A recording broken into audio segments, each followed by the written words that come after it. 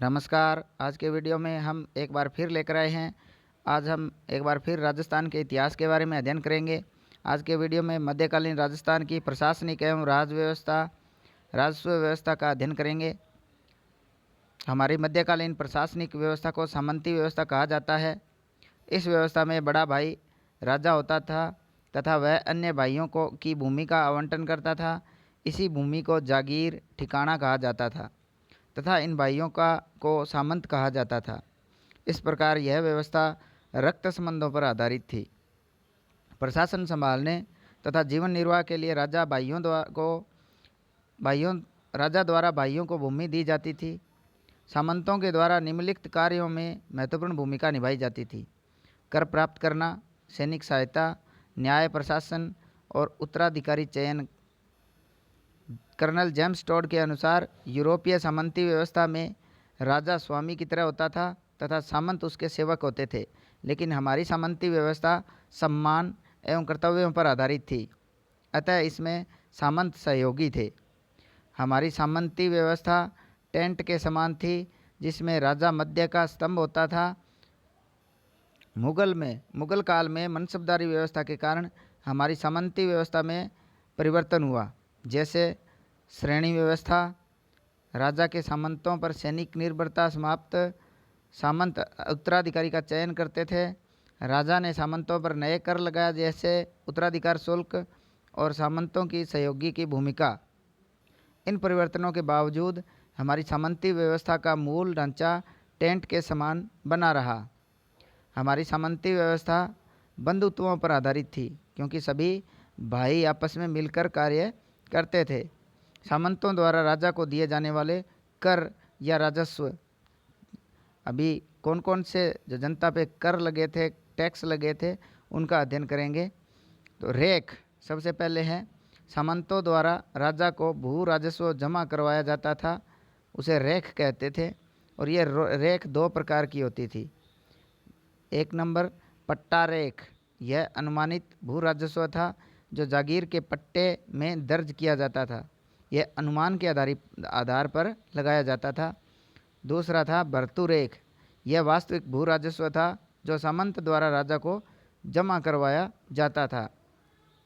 पट्टा रेख में अनुमान लगाकर यह निर्धारित किया जाता था कि इस जागीर का इतना टैक्स होगा, और भर्तु रेख में यह होता था कि जो सामंत था वो टैक्स इकट्ठा करके और राजा को जमा कराता था, वह भर्तु रेख कहलाता था।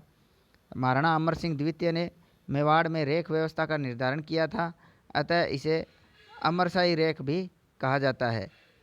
मेवाड़ में निम्न अन्य कर लगते थे, जैसे मेवाड़ में तलवार बंधाई, नजराना और कैद खालसा, इनके ये अन्य नाम है। और मारवाड़ में हुक्मनामा और पेशकशी, ये लोगों के ऊपर टैक्स लगते थे जिन्हें रेख कहते थे। इसके अपवाद स्वरूप जैसलमेर में सामंत राजा को उत्तराधिकार शुल्क जमा नहीं करवाते थे। मारवाड़ में जैसलमेर में सामंतों के ऊपर उत्तराधिकार शुल्क नहीं लगता था। इसके बाद आता है सामंतों के विशेषाधिकार। सामंतों के पास क्या अधिकार थे, क्या काम करते थे। तो एक नंबर पे है ताजीम। जब सामंत दरबार में आता था तो राजा खड़े होकर उसका स्वागत करता था, यह ताजीम कहलाता था। यह दो प्रकार की होती थी: इकेवड़ी ताजीम केवल आने पर, और दोवड़ी ताजीम आने व जाने पर। तो ये दो तरह की ताजीम होती थी। इसके बाद बाहाँ पसाव, सामंत अपनी तलवार को राजा के घुटनों को स्पर्श करता था तथा राजा उसके कंधे थपथपाता था। नेक्स्ट है हाथ कुरब। सामंत अपनी तलवार को राजा के घुटनों को स्पर्श करता था तथा राजा उसके कंधे थपथपाता था तथा अपने हाथ को अपने हृदय के लगाता था, यह हाथ कुरब कहलाता था। जागीर के प्रकार। नेक्स्ट, जागीर कौन कौन सी होती थी, उसके प्रकार है। सामंत जागीर, राजा अपने भाइयों को यह जागीर देता था, यह वंशानुगत होती थी। दूसरी है हुकूमत जागीर, राजा प्रशासनिक अधिकारियों को यह जागीर देता था, यह वंशानुगत होती थी। नेक्स्ट, भौम जागीर, राजा शहीदों को यह जागीर पर देता था, यह वंशानुगत व अवंशानुगत दोनों प्रकार की थी। तो ये जागीरें थी। इसके अलावा शासन जागीर, राजा द्वारा मंदिर, मस्जिद, दरगाह इत्यादि को ये जागीर दी जाती थी। ये कर मुक्त जागीर होती थी, अतः इसे माफ़ी जागीर भी कहते थे। ये थी विभिन्न जागीरें। अब आती है सामंतों की श्रेणियाँ। कौन कौन से सामंत थे? तो मेवाड़, यहाँ सामंतों की 3 श्रेणियाँ थी, और मारवाड़, यहाँ सामंतों की 4 श्रेणियाँ थी। तो सबसे पहले सामंत थे राजवी। ये राजा के निकट 3 पीढ़ी के सामंत होते थे। इन्हें रेख, हुक्मनामा तथा चाकरी नहीं देनी पड़ती थी। दूसरे थे सिरदार। राजा के निकट 3 पीढ़ी के अलावा अन्य राठौड़ सामंत सिरदार सामंत कहलाते थे। इसके बाद गिनायत, वे सामंत जिनसे राजा वैवाहिक संबंध करता था उन्हें गिनायत कहते थे। इसके बाद है मृत्सद्दी, ये प्रशासनिक अधिकारी होते थे। इसके बीकानेर, यहाँ सामंतों की 3 श्रेणियाँ थी। बीका के वंशज, बीका के वंशजों के अलावा अन्य राठौड़ सामंत, और बीका से पहले के बीकानेर क्षेत्र के सामंत। यहाँ 3 सामंत 3 प्रकार के थे। जैसलमेर, हर राज ने सामंतों की 2 श्रेणियाँ बनाई थी। डावी, राजा के लेफ्ट के सामंत जो कि कम शक्तिशाली थे, और जीवनी, राजा के राइट के सामंत शक्तिशाली सामंत। ये जैसलमेर में 2 प्रकार के सामंत थे। इसके बाद कोटा, यहाँ 30 मुख्य सामंत थे। इनमें हाड़ा चौहानों की संख्या थी। इनको 2 श्रेणियों में बांटा गया था। देश थी जो कोटा के अंदर, और हजूर थी कोटा के बाहर। ये कोटा के सामंत थे। आमेर, पृथ्वीराज ने 12 मुख्य सामंत बनाए थे, जिसे 12 कोटड़ी व्यवस्था कहा जाता था। राज्य के प्रशासनिक अधिकारी। अब राज्य के प्रशासनिक अधिकारी कौन कौन होते थे?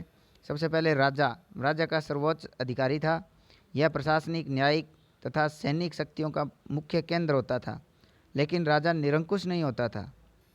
राजा मंत्रियों, पुरोहित तथा युवराज की सहायता से प्रशासन संभालता था। वह समक्षों में प्रथम होता था। जैसे अपने प्रधानमंत्री होते हैं, प्रधानमंत्री जो सभी समकक्ष होते हैं उनमें जो प्रमुख होते हैं उन्हें प्रधानमंत्री कहते हैं। उसी तरह राजा होता था। राज्य राजा की व्यक्तिगत संपत्ति नहीं थी, बल्कि सभी भाइयों की सामूहिक धरोहर थी। यदि राजा कम उम्र में बनता है तो उसकी माता शासन संभालती थी, जो कि संरक्षिका कहलाती थी।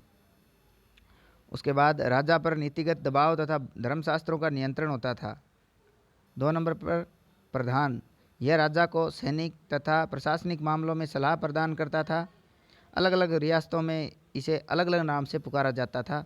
जैसे कोटा बूंदी में दीवान या फौजदार, बीकानेर और भरतपुर में मुख्तियार, जयपुर में मुसाहिब, और मारवाड़, मेवाड़ और जैसलमेर में प्रधान कहलाते थे। नेक्स्ट है दीवान।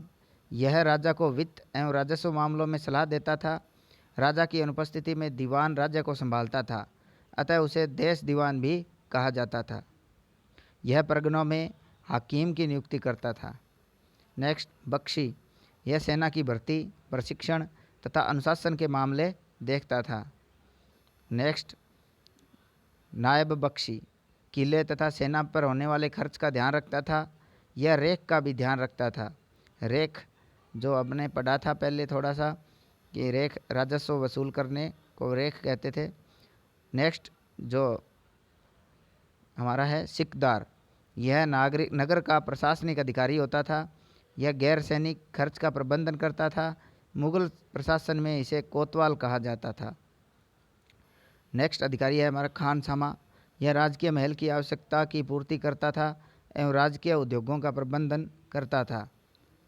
खानसामा बेहद ईमानदार व्यक्ति की नियुक्ति इस पद पर की जाती थी। कालांतर में इसे दीवान बनाया जाता था। उसके बाद अधिकारी आता है मीर मुंशी। यह राजा की तरफ से पत्र व्यवहार करता था। नेक्स्ट नैमित्तिक, राजा का ज्योतिषी। नेक्स्ट वकील, यह राजधानी में सामंत का प्रतिनिधि होता था। इसके बाद आता है राज्य का न्यायिक प्रशासन। राजा सबसे बड़ा न्यायिक अधिकारी होता था, लेकिन वह बड़े अपराध तथा मृत्युदंड के मामले देखता था। खालसा में हाकिम न्याय अधिकारी होता था। जागीर में सामंत द्वारा न्याय का कार्य किया जाता था। छोटे मामले ग्राम पंचायत तथा जातीय पंचायत द्वारा सुलझा दिए जाते थे। धर्मशास्त्रों के आधार पर न्याय किया जाता था और सामाजिक एवं धार्मिक स्थिति के आधार पर न्याय या दंड दिया जाता था। अपराध व्यक्ति के खिलाफ माना जाता था, राज्य के खिलाफ नहीं।